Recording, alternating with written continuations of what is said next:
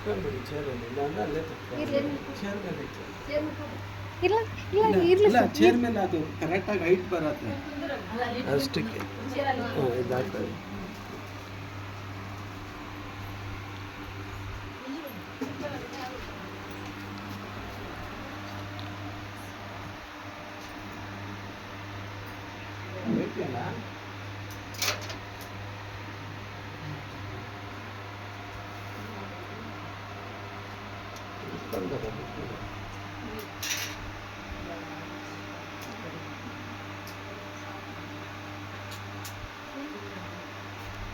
ನಮ್ಮನ್ನ ಪ್ರೀತಿಸೋ ದೇವರೇ, ಒಳ್ಳೆ ಸಮಯವಾಗಿ ಸ್ತೋತ್ರ. ಈ ಮಧ್ಯಾಹ್ನ ವೇಳೆಯಲ್ಲಿ ಸ್ವಾಮಿಗೋ ಮತ್ತೊಂದು ಪಿತ ನಿನ್ನ ಪಾದದಲ್ಲಿ ನಾವು ಬಂದಿದ್ದೀವಿ. ನಮ್ಮ ಆತ್ಮ, ಪ್ರಾಣ, ಶರೀರ ಎಲ್ಲವೂ ನಿನ್ನ ಕರದಲ್ಲಿ ಒಪ್ಪಿಸ್ತಾ ಇದ್ದೀವಿ. ನಮ್ಮನ್ನು ಮುಚ್ಚಿ ಮರೆ ಮಾಡಿ ದೇವರೇ ಪ್ರಕಟಿಸ್ಕೊಂಡು ನೀವೇ ಮಾತಾಡ್ಬೇಕಂತ ಹೇಳಿ ಪ್ರಾರ್ಥಿಸ್ತೀನಿ. ಬರೋರ್ನ ಬೇಗವಾಗಿ ಕರ್ಕೊಂಡು ಸೇರಿಸಿ ಅದ್ಭುತ ಮಾಡು. ಯೇಸು ನಾಮದಲ್ಲಿ ಬೇಡಿಕೊಳ್ತೇವೆ. ಹಲ್ಲೆಲೂಯಾ. ಇವತ್ತು ಶ್ರೀಗಳ ದಿನಾಚರಣೆ ಆಗಿರೋದ್ರಿಂದ ನಾನು ಮಾತಾಡೋದೇ ಬೇಡ ಅನ್ನಿಸ್ತಾ ಯಾಕಂದ್ರೆ ಅವ್ರು ಫಸ್ಟ್ ಏನು ಹೇಳ್ತಾ ಇದ್ರು,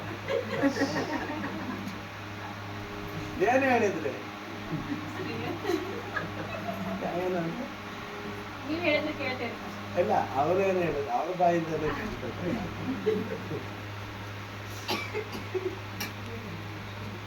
2 ಅರಸರ ಪುಸ್ತಕ 11ನೇ ಅಧ್ಯಾಯ 1 ಅರಸರು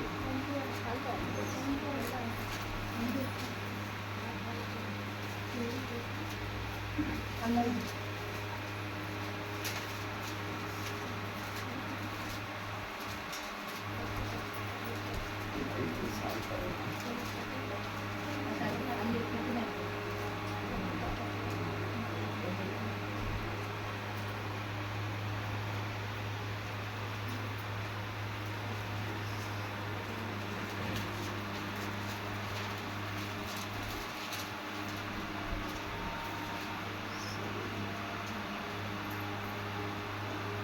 ಸರಿ, ಯಾಕೋಬ ಪುಸ್ತಕ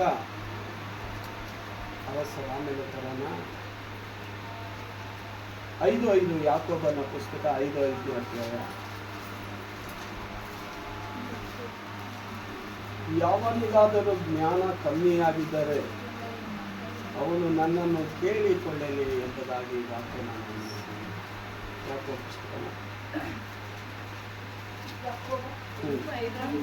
1:5. ನಿಮ್ಮಲ್ಲಿ ಯಾವನಿಗಾದರೂ ಜ್ಞಾನ ಕಡಿಮೆಯಾಗಿದ್ದರೆ ಅವನು ದೇವರನ್ನು ಕೇಳಿಕೊಳ್ಳಲಿ, ಅದು ಅವನಿಗೆ ದೊರಕುವುದು. ಆಮೆನ್. ಹಲ್ಲೆಲೂಯಾ. ಆಗ ಜ್ಞಾನದ ಬಗ್ಗೆನೇ ಫಸ್ಟ್ ಸಿಸ್ಟರ್ ಮಾತಾಡಿದ್ರು. ಅದಕ್ಕೆ ಅದೇ ಇದರಲ್ಲಿ ಪ್ರಾರ್ಥಿಕಲ್ಲಿ ಹೋಗೋಣ. ಹಲ್ಲೆಲೂಯಾ. ಅಲ್ಲ, ಯಾಕೋಬ 1:5 ಯಾವನಿಗಾದರೂ ಜ್ಞಾನ ಕಮ್ಮಿಯಾಗಿದ್ದರೆ ಅವನು ದೇವರನ್ನು ಬೇಡಿಕೊಳ್ಳಲಿ, ಅದು ಅವನಿಗೆ ಏನಾಗತ್ತಂತೆ, ದೊರಕುವುದಂತೆ. ಅದಕ್ಕೆ ಲೂಕ ಪುಸ್ತಕ 11ನೇ ಅಧ್ಯಾಯದಲ್ಲಿ ನೋಡ್ತೀವಿ, ಬೇಡಿಕೊಳ್ಳಿರಿ ನಿಮಗೆ ದೊರೆಯುವುದು, ಹುಡುಕಿರಿ ನಿಮಗೆ ಸಿಕ್ಕುವುದು, ತೆರೆಯುವುದು ಅಂತ. ಹಲ್ಲೆಲೂಯಾ. ಈ ಜಾಗದಲ್ಲಿ ದಾವೀದನಿಗೆ ಒಬ್ಬ ಮಗ ಇದ್ದ, ಅವನು ಸಾಲೋಮೋನ್. ಆಮೇಲೆ ಅಲ್ಲಲ್ಲಿ ಯಾರು? ಸಾಲೋಮೋನ್. ಈ ಸಾಲೋಮೋನು ಏನ್ ಮಾಡ್ತಾನೆ? 3ನೇ ಅಧ್ಯಾಯ 1 ಅರಸರು 3ನೇ ಅಧ್ಯಾಯ 4ನೇ ವಾಕ್ಯದಿಂದ ಈ ದಿನ ನಾವು ಜ್ಞಾನ ಮಾಡಕ್ಕಿದ್ದೀವಿ. 1 ಅರಸರು 3ನೇ ಅಧ್ಯಾಯ 4-5ನೇ ವಾಕ್ಯನ ಓದೋಣ. ಅರಸನಾದ ಸೊಲೊಮೋನನು ಯಜ್ಞ ಮಾಡುವುದಕ್ಕೋಸ್ಕರ ಪೂಜಾ ಸ್ಥಳಗಳಲ್ಲಿ ವಿಶೇಷವಾಗಿದ್ದ ಗಿಬ್ಯೋನಿಗೆ ಹೋಗಿ ಅಲ್ಲಿನ ವೇದಿಯ ಮೇಲೆ ಸಹಸ್ರ ಯಜ್ಞಗಳನ್ನು ಸಮರ್ಪಿಸಿದಾಗ ದೇವರಾದ ಯೆಹೋವನು ಆ ರಾತ್ರಿ ಕನಸಿನಲ್ಲಿ ಅವನಿಗೆ ಕಾಣಿಸಿಕೊಂಡು, ನಿನಗೆ ಯಾವ ವರ ಬೇಕು ಕೇಳಿಕೋ ಎಂದು ಹೇಳಲು, ಸೊಲೊಮೋನನು ನಿನಗೆ ನಂಬಿಗಸ್ತನಾಗಿ ನೀತಿಯಿಂದಲೂ ಮೊದಲನೇದಾಗಿ ಅವನು ದೇವರಿಗೆ ಏನೋ ಸರ್ವಾಂಗ ಯಜ್ಞಗಳನ್ನು ಅರ್ಪಿಸಿದಾಗ ದೇವರಾದ ಯೆಹೋವನು ಆ ರಾತ್ರಿ ಅವನಿಗೆ ಕನಸಿನಲ್ಲೇ ಕಾಣಿಸಿಕೊಂಡು ನೀವು ಕುಂತಿರೋರಿಗೆ ಯಾರ್ಯಾರಿಗೆ ಏನೇನು ಕಾಣಿಸ್ತಾ ಇತ್ತು ನಮಗೆ ಗೊತ್ತಿಲ್ಲ ಕನಸಲ್ಲಿ. ಆಮೇಲೆ ಅಲ್ಲೂಯ. ಆದ್ರೆ ಸೊಲೊಮೋನನಿಗೆ ಅವ್ರ ಕನಸಲ್ಲಿ ಯಾರು ಕಾಣಿಸ್ಕೊಂತ ಇದ್ದಾರೆ? ರಾಜಾದಿ ರಾಜನಾಗಿರೋ, ದೇವಾದಿ ದೇವನಾಗಿರೋ ಯೆಹೋವ ದೇವರು ಅವರಿಗೆ ಕಾಣಿಸ್ಕೊಳ್ತಾ ಇದ್ದಾರೆ. ಇವತ್ತು ಕೆಲವರಿಗೆ ನಿಮ್ಗೆ ಏನ್ ಕಾಣಿಸ್ಕೊಂಡಿದೆ ಅಂದ್ರೆ ಕರ್ರಗಿರೋದೇನೋ ಹೋಯ್ತು, ಹಿಂಗೆ ಏನೋ ಒಂಥರ ಭಯ ಪಡಿಸಂಗಾಯ್ತು ನನಗೆ, ಈ ತರ ಎಲ್ಲ ನೋಡಿದೆ ನನ್ನ ಕನಸಲ್ಲಿ ಅಂತ ಹೇಳ್ತಾರೆ. ಆದ್ರೆ ಇವನು ಯಜ್ಞವನ್ನು ಅರ್ಪಿಸಿ ಆದ್ಮೇಲೆ ದೇವರಾದ ಯೆಹೋವನು ಅವನಿಗೆ ಕನಸಿನಲ್ಲಿ ಕಾಣಿಸಿಕೊಂಡನು. ಆಗ ನಾವು ಪ್ರಾರ್ಥನೆ ಮಾಡುವಾಗ ದೇವರು ನಮಗೆ ಕನಸು ಕೊಟ್ಟು ದೇವರು ನಮ್ಮ ಜೊತೆನಲ್ಲಿ ಮಾತಾಡುವನಾಗಿರ್ತಾನೆ. ಆಮೇಲೆ ಅದನ್ನು ಪ್ರಾರ್ಥನೆ ಮಾಡಿಲ್ಲ ಅಂದ್ರೆ ದೇವರು ನಮ್ಮ ಜೊತೆನಲ್ಲಿ ಮಾತಾಡಲ್ಲ, ಅವ್ರು ನಮಗೆ ಕಾಣಿಸ್ಕೊಳ್ಳೋದು ಇಲ್ಲ. ಇಲ್ಲಿ ಯಜ್ಞವನ್ನು ಅರ್ಪಿಸಿದ ಮೇಲೆ ಸೊಲೊಮೋನ್ ರಾಜ ಅವನಿಗೆ ದೇವರ ಕನಸಿನಲ್ಲಿ ಕಾಣಿಸ್ಕೊಂಡು, ನಿಮಗೂ ದೇವರೇನು ಹೇಳ್ತಾರೆ ಅಪೊಸ್ತಲ 2:17 ಎಲ್ಲ ಮನುಷ್ಯರ ಮೇಲೆ ನನ್ನ ಆತ್ಮವನ್ನು ನಿಮ್ಮಲ್ಲಿ ಕೆಲವರಿಗೆ ದಿವ್ಯ ದರ್ಶನಗಳು ಉಂಟಾಗುವುದು, ಕನಸುಗಳು ಬೀಳುವವು ಅಂತ ಹೇಳಿ ಅನೇಕ ಜನಗಳಿಗೆ ದೇವರು ಕನಸುಗಳು ಕೊಟ್ಟು ಅವ್ರ ಜೊತೆನಲ್ಲಿ ಮಾತಾಡೋದಕ್ಕೆ ದೇವರು ಇಷ್ಟಪಡುವನಾಗಿರ್ತಾನೆ.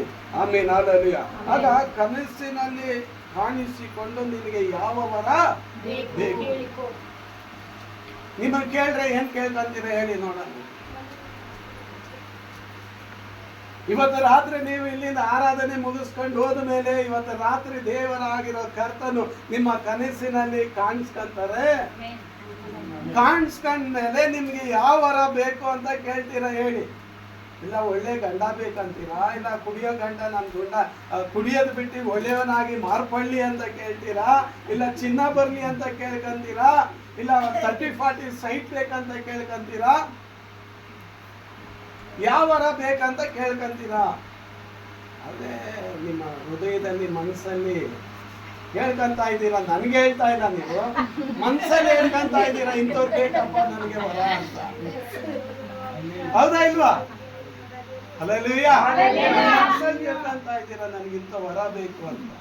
ಅದು ಕರೆಕ್ಟ್. ಒಬ್ಬರದ್ದು ಇನ್ನೊಬ್ಬರು ಗೊತ್ತಾಗಬಾರ್ದು ಬೇಕು. ಯಾಕಂದ್ರೆ ಒಬ್ಬರದ್ದು ವೀಕ್ ಗೊತ್ತಾಯ್ತು ಅಂದ್ರೆ 16 ಜಾಗ ಡಂಗುರ ಹೊಡೆದ್ಬಿಡ್ತಾರೆ.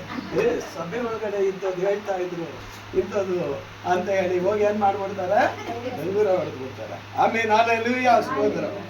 ಆಗ ನಿನಗೆ ಯಾವ ವರ ಬೇಕು ಅಂತ ಕೇಳುವಾಗ ಅವನು ಸೊಲೊಮೋನ್ ರಾಜ ಅವನು ಏನ್ ಹೇಳ್ತಾನೆ 6ನೇ ವಾಕ್ಯದಲ್ಲಿ, ನಿನಗೆ ಯಾವ ವರ ಬೇಕು ಕೇಳಿಕೋ ಎಂದು ಹೇಳಲು ಸೊಲೊಮೋನನು ನಿನಗೆ ನಂಬಿಗಸ್ತನಾಗಿ ನಂಬಿಗಸ್ತನಾಗಿ ದೇಶದಲ್ಲಿರೋ ನಂಬಿಕಸ್ಥರನ್ನೇ ಸೇವಕರನ್ನು ಅಷ್ಟೇ, ವಿಶ್ವಾಸಿಗಳನ್ನೂ ಅಷ್ಟೇ, ನಂಬಿಕಸ್ಥರಾಗಿರೋ ದೇವರ ಮಕ್ಕಳು ಬೇಕು. ದೇವರ ಮನೆಗೆ ನಂಬಿಕಸ್ಥರಾಗಿರ್ಬೇಕು. ದೇವರ ಮನೆಗೆ ಅಂತವ್ರನ್ನೇ ಹುಡುಕ್ತಾರೆ. ಅದಕ್ಕೆ ಅವನು ನಂಬಿಕಸ್ಥನಾಗಿಲ್ಲ. ಅದಕ್ಕೆ ದೇವರೇ ನಾನು ನಿನಗೆ ನಂಬಿಕಸ್ಥನಾಗಿ ನಡ್ಕೊಳ್ಬೇಕು, ಏನ ನಂಬಿಗಸ್ತನಾಗಿ ನಡೆದುಕೊಳ್ಳಬೇಕು. ಇವತ್ತು ನಾನು ನಂಬಿಕಸ್ಥನಾಗಿದ್ದೀನಪ್ಪ ಅಂತ ಹೇಳ್ತಾರೆ. ಇವನು ಹಂಗೆ ಹೇಳ್ತಾ ಇಲ್ಲ. ರಾಜನ ಮಗ ಆದ್ರೂ ಇವನು ಏನ್ ಹೇಳ್ತಾನೆ? ನಾನು ನಂಬಿಕಸ್ಥ ಅಲ್ಲ, ಆದ್ರೆ ನಿನಗೆ ನಂಬಿಕಸ್ಥನಾಗಿ ನಾನು ನಡೆದುಕೊಳ್ಳುವಂತೆ ಸಹಾಯ ಮಾಡು. ಇದುವರೆಗೂ ನೀವು ದೇವರಿಗೆ ನಂಬಿಕಸ್ಥನಾಗಿ ಇಲ್ಲ ಅನ್ನೋದಾದ್ರೆ ಸೊಲೊಮೋನ್ ರಾಜನ ತರ ನೀವು ಹೇಳ್ಬೇಕು, ದೇವರೇ ನಾನು ನಿನಗೆ ನಂಬಿಕಸ್ಥಳಾಗಿ ನಡ್ಕೊಳ್ಬೇಕು, ದೇವರೇ ನಾನು ನಿನಗೆ ನಂಬಿಕಸ್ಥನಾಗಿ ನಡೆದುಕೊಳ್ಳಬೇಕು ಅಂತ ಹೇಳಿ ನೀವು ದೇವರ ಹತ್ರ ಕೇಳ್ಕೊಳ್ಳೋದಾದ್ರೆ ದೇವರು ನಿಮ್ಮನ್ನ ನಂಬಿಕಸ್ಥರಾಗಿ ನಡೆಸೋದಕ್ಕೆ ಆತನು ಸಹಾಯಕನಾಗಿರ್ತಾನೆ. ಕೆಳಗಡೆ ವಾಕ್ಯ, ನೀತಿಯಿಂದಲೂ ಯಥಾರ್ಥ ಚಿತ್ತದಿಂದಲೂ ನಡೆದುಕೊಂಡ ನಿನ್ನ ಆಗ ನೀತಿಯಿಂದಲೂ ಯಥಾರ್ಥ ಚಿತ್ತದಿಂದಲೂ ನಡೆದುಕೊಂಡ ಇವ್ರ ತಂದೆ, ನೀತಿಯಿಂದಲೂ ಯಥಾರ್ಥ ಚಿತ್ತದಿಂದಲೂ ನಡ್ಕೊಂಡು ಬಂದಂತದ ಸಾಲೋಮನ್ ತಂದೆ ದಾವೀದು. ಅವನೇ ಅದನ್ನ ಗಮನಿಸಿದಾನೆ. ಸಾಲೋಮನ್ ರಾಜ ಹೇಳ್ತಾನೆ, ನೀತಿಯಿಂದಲೂ ಯಥಾರ್ಥ ಚಿತ್ತದಿಂದಲೂ, ಅದು ಕೆಳಗಡೆ ವಾಕ್ಯ, ನಡೆದುಕೊಂಡ ನಿನ್ನ ಸೇವಕನು ನನ್ನ ತಂದೆಯೂ ಆದ ದಾವೀದನಿಗೆ ನೀನು ಮಹಾಕೃಪೆಯನ್ನು ತೋರಿಸಿದಿ, ಅವನ ಮೇಲೆ ಬಹಳವಾಗಿ ಕೃಪೆ ಮಾಡಿ ಈಗಿರುವಂತೆ ಅವನ ಸಿಂಹಾಸನಕ್ಕೆ ಒಬ್ಬ ಮಗನನ್ನು ಅನುಗ್ರಹಿಸಿದರಲ್ಲಿ ಅದನ್ನು ಪೂರ್ತಿಗೊಳಿಸಿದಿ. ಆಮೇಲೆ ಹಲ್ಲೆಲೂಯಾ. ನಮ್ಮ ದೇವರು ಆಫ್ ಮಾಡಲ್ಲ, ಏನ್ ಮಾಡ್ತಾನೆ? ಪೂರ್ತಿಗೊಳಿಸ್ತಾನೆ, ಫುಲ್ ಮಾಡ್ತಾನೆ ದೇವರು. ಕಾನಾವೂರ್ ಮದುವೆ ಮನೆಯಲ್ಲಿ ಆ ದ್ರಾಕ್ಷಿ ರಸನ ಖಾಲಿ ಆದಾಗ ಆ ನೀರ್ನ ತುಂಬಿಸಿ ದ್ರಾಕ್ಷಿ ರಸವಾಗಿ ಮಾರ್ಪಡಿಸಿ ಫುಲ್ ಆಗಿ ಮಾರ್ಪಡಿಸಿದಂತ ದೇವರು ನಿಮ್ಮ ಜೀವಿತದಲ್ಲೂ ಕರ್ತನು ಎಲ್ಲವನ್ನು ಸಂಪೂರ್ಣವಾಗಿ ಫುಲ್ಲಾಗಿ ಮಾರ್ಪಡಿಸ್ತಾನೆ. ಫುಲ್ಲಾಗಿ ಮಾರ್ಪಡಿಸ್ತಾನೆ ದೇವರು. ಇಲ್ಲಿ ಸಾಲೋಮನ್ ಹೇಳ್ತಾನೆ, ಅವನ ಸಿಂಹಾಸನಕ್ಕೆ ಅವನ ಮೇಲೆ ಕೃಪೆಯನ್ನು ಇಟ್ಟಿ ಅವನ ಸಿಂಹಾಸನಕ್ಕೆ ಒಬ್ಬ ಮಗನನ್ನು ಅನುಗ್ರಹಿಸಿದಿ. ಹಲ್ಲೆಲೂಯಾ. ಯಾರಿಗಾದ್ರೂ ಮಕ್ಕಳಿದ್ದೀರೋರು ಯಾರಾದ್ರೂ ಇದ್ದೀರಾ? ಯಾರಾದ್ರೂ ಇದ್ದೀರಾ ಇಲ್ಲಿ? ಹಲ್ಲೆಲೂಯಾ. ಎಲ್ಲರಿಗೂ ಮಕ್ಕಳಿದ್ಯಾ? ದೇವರಿಗೆ ಸ್ತೋತ್ರ. ಹಲ್ಲೆಲೂಯಾ. ಇಲ್ಲ ಅನ್ನೋದಾದ್ರೆ ಇಲ್ಲಿ ಸಾಲೋಮನ್ ಹೇಳ್ತಾನೆ, ಅವನ ಸಿಂಹಾಸನಕ್ಕೆ ಒಬ್ಬ ಮಗನನ್ನು ಅನುಗ್ರಹಿಸಿದ್ವಿ. ಹಾಗೆ ಕರ್ತನು ಒಳ್ಳೆ ಮಗನನ್ನು ನಿಮ್ಮ ಜೀವಿತದಲ್ಲಿ ಒದಗಿಸಿ ಅದರಲ್ಲಿ ಒಳ್ಳೆ ಅಭಿವೃದ್ಧಿ ಮಾಡುವಂತ ಮಗನ್ನು ಕೂಡ ನಿಮಗೆ ದೇವರು ಕೊಡೋನಾಗಿರ್ತಾನೆ ದೇವರು. ಹಲ್ಲೆಲೂಯಾ. 7ನೇ ವಾಕ್ಯ, ನನ್ನ ದೇವರಾದ ಯೆಹೋವನೇ, ನನ್ನ ತಂದೆಗೆ ಬದಲಾಗಿ ನಿನ್ನಿಂದ ಅರಸನಾಗಿ ನೇಮಿಸಲ್ಪಟ್ಟ ನಿನ್ನ ಸೇವಕನಾದ ನಾನು ಇನ್ನೂ ಚಿಕ್ಕವನು, ವ್ಯವಹಾರ ಜ್ಞಾನವಿಲ್ಲದವನು. ನಿನ್ನ ಸೇವಕನಾದ ನಾನು ಲೆಕ್ಕಿಸಲಾಗದಂತ ಮಹಾ ಜನಾಂಗವಾಗಿರುವ ನಿನ್ನ ಸ್ವಕೀಯ ಪ್ರಜೆಯ ಮಧ್ಯದಲ್ಲಿದ್ದೇನೆ. ಆಮೆನ್. ಹಲ್ಲೆಲೂಯಾ. ಇಲ್ಲಿ ನನ್ನ ದೇವರಾದ ಯೆಹೋವನೇ, ನನ್ನ ತಂದೆಗೆ ಬದಲಾಗಿ ನಿನ್ನಿಂದ ಅರಸನಾಗಿ ನೇಮಿಸಲ್ಪಟ್ಟಿದ್ದೇನೆ.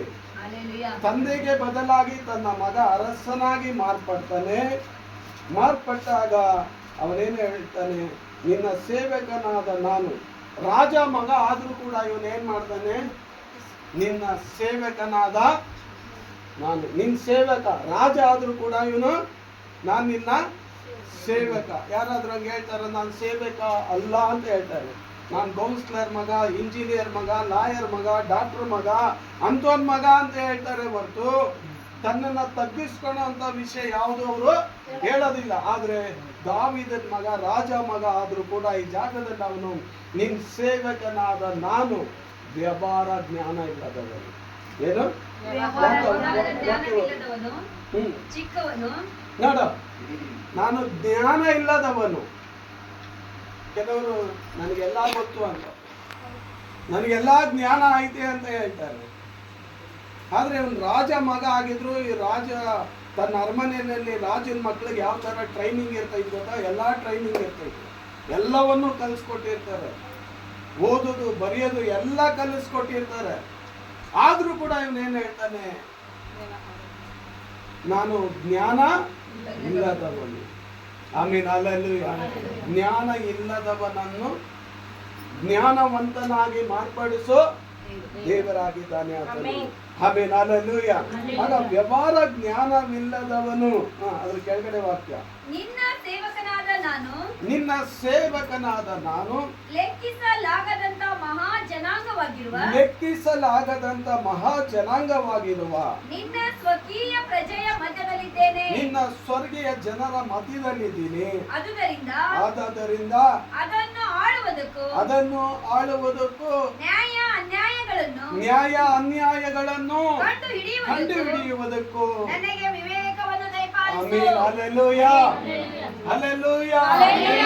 ರಾಜ ಮಗ ಆಗಿದ್ರು ಕೂಡ ಅವನು ವ್ಯವಹಾರ ಜ್ಞಾನವಿಲ್ಲದವನು. ಆದ್ರೆ ದೇವರೇ, ಈ ಜನಗಳನ್ನ ನಡೆಸೋದಕ್ಕಾಗಿ ನನಗೆ ನ್ಯಾಯ ಯಾವುದು, ಅನ್ಯಾಯ ಯಾವುದು, ಸರಿಯಾಗಿ ತೀರ್ಪು ಮಾಡೋದಕ್ಕಾಗಿ ನನಗೆ ಏನ್ ಕೊಡು ನೀನು? ಜ್ಞಾನವನ್ನು, ವಿವೇಕವನ್ನು ಕೊಡು. ಇವತ್ತು ಪೊಲೀಸರು ಸರಿಯಾಗಿ ಯಾರು ತಪ್ಪು ಮಾಡಿದ್ದಾರೆ, ಯಾರು ತಪ್ಪು ಮಾಡಿಲ್ಲ ಅಂತ ಹೇಳಿ ಸರಿಯಾಗಿ ನ್ಯಾಯನ ಹುಡ್ಕೋದಿಲ್ಲ. ಅವರು ಅನ್ಯಾಯ ಮಾಡಿದ್ರು ಕೂಡ ಅವರು ಕಾಸು ಇಸ್ಕೊಂಡು ಇವನು ಅನ್ಯಾಯ ಮಾಡಿಲ್ಲ ಅಂತ ಹೇಳಿ ಪ್ರೂಫ್ ಮಾಡ್ತಾರೆ ಅವರು ಕಾಸ್ಗೋಸ್ಕರ. ಆದ್ರೆ ಇಲ್ಲಿ ಸಾಲೋಮನ್ ರಾಜ ನ್ಯಾಯ ಅನ್ಯಾಯಗಳನ್ನು ಸರಿಯಾಗಿ ಕಂಡಿಡಿದು ತೀರ್ಪು ಮಾಡೋದಕ್ಕಾಗಿ ನನಗೇನ್ ಕೊಡು? ಜ್ಞಾನಗಳನ್ನು ಕೊಡು. ಆಮೇಲೆ ಹಲ್ಲೆಲೂಯಾ. ನಮ್ಮ ಈ ದಿನದಲ್ಲಿ ದೇವರನ್ನ ಆರಾಧಿಸಿದ್ರು ಕೂಡ, ದೇವರನ್ನ ಮಹಿಮೆ ಪಡಿಸಿದ್ರು ಕೂಡ, ಸಭೆಗೆ ಬಂದ್ರು ಕೂಡ ನಾವು ಜ್ಞಾನವುಳ್ಳವರಾಗಿರಬೇಕು. ಆವಿನಂತೆ ಜಾಣರು, ಪಾರಿವಾಳಗಳಂತೆ ಆಮೇಲೆ ಆ ರೀತಿಯಾಗಿ ನಾವಿರೋರಾಗಿರಬೇಕು. ಲೆಕ್ಕಿಸಲಾಗದಂತ ಜನಾಂಗಗಳನ್ನು ನಾನು ನಡೆಸಬೇಕು, ಅವ್ರನ್ನ ನಡೆಸಬೇಕು. ಸುಮ್ಮನೆನಾ? ಮೋಶೆ ನಡೆಸುವಾಗ ಜನ ಏನ್ ಮಾಡಿದ್ರು?